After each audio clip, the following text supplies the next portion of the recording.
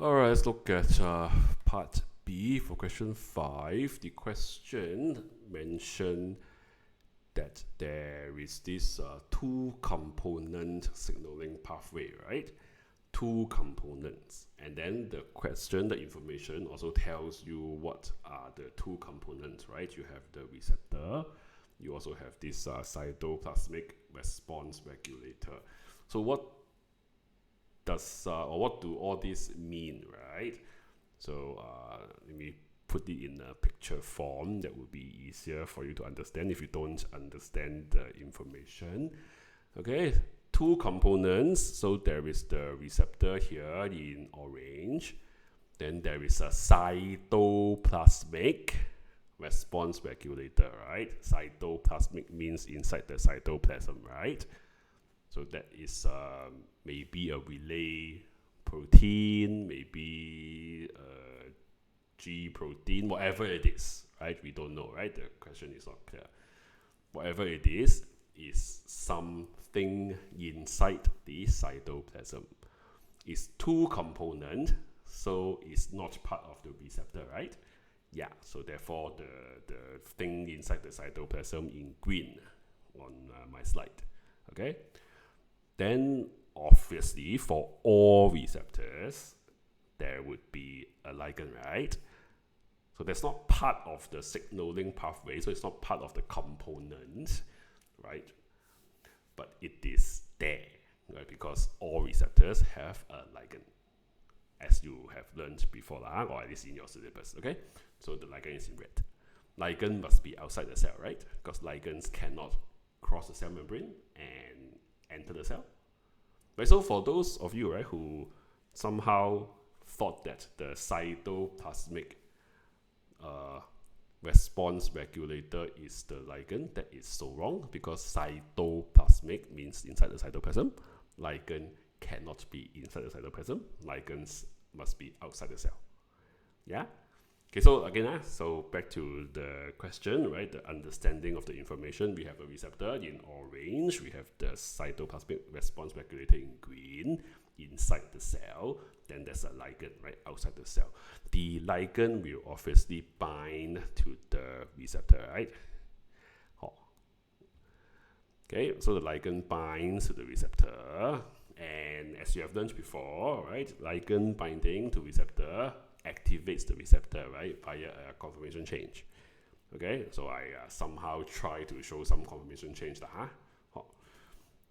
So there's a conformation change, right, to the receptor. Then the cytoplasmic response regulator needs to be activated too, right?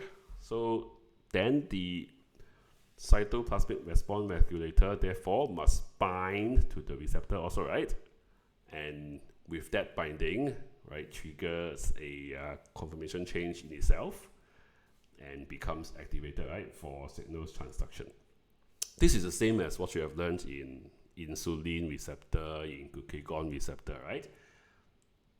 Whether it is a relay protein for the insulin receptor, or it is the G protein, right, for the glucagon receptor, regardless, right, there is something that will bind to the receptor, right, inside the cell. Yeah? So in this case, right, it is the cytoplasmic response regulator that will bind to the receptor at the region of the receptor that is found inside the cell. Okay, so this is how the signaling is carried out by the ligand, the receptor, and the cytoplasmic response regulator. Yeah, something like that. Obviously, the question did not give us a lot of details. It didn't say whether the receptor will phosphorylate itself, right? Whether there is a G protein or whatever. We don't know all this, yeah? So from the limited information we have, then we deduce that the mechanism should be something like this, right? Maybe there's phosphorylation that allows the cytoplasmic response regulator to bind to. We don't know. Yeah, whatever it is, there must be binding, right? Okay, so now back to the question in terms of the structural features of the receptor that allow all this to happen that you can see on the screen. There must be the structure where the ligand binds to, right? And that is obviously called the ligand binding site. And where is it found? Outside the cell.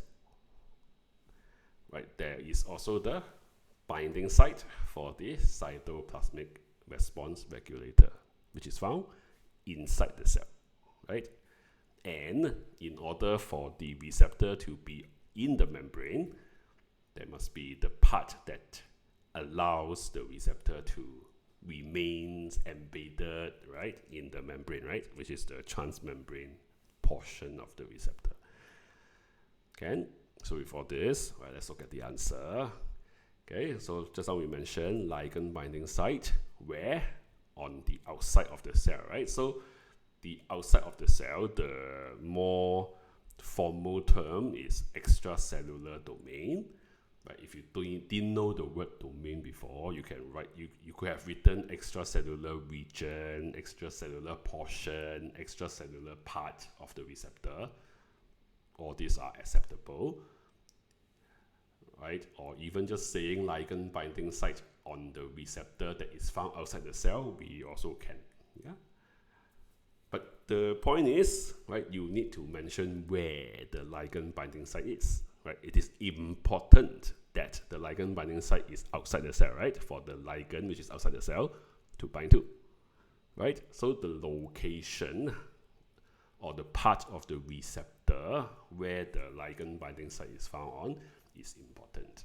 Okay, so for the many of you who have not written where it is found, then you don't get the mark, unfortunately.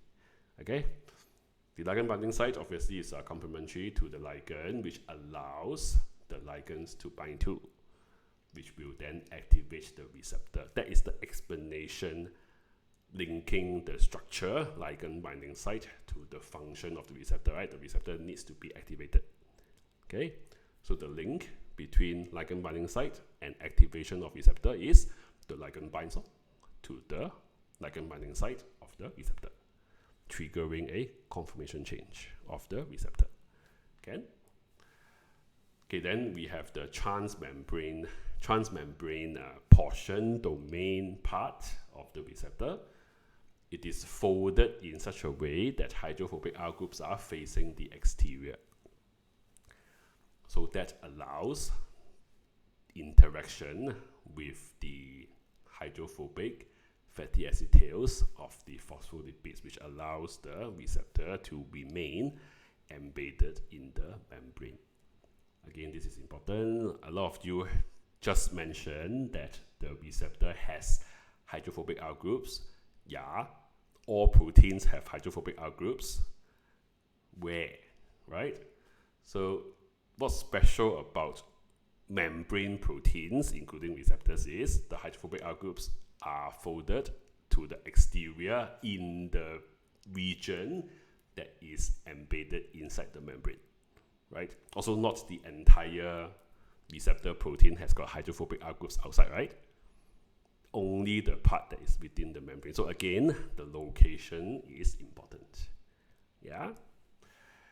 Lastly, right, just now we mentioned there is this cytoplasmic inside the cell response regulator that must bind to the receptor, right? So there must be a binding site for it. Where?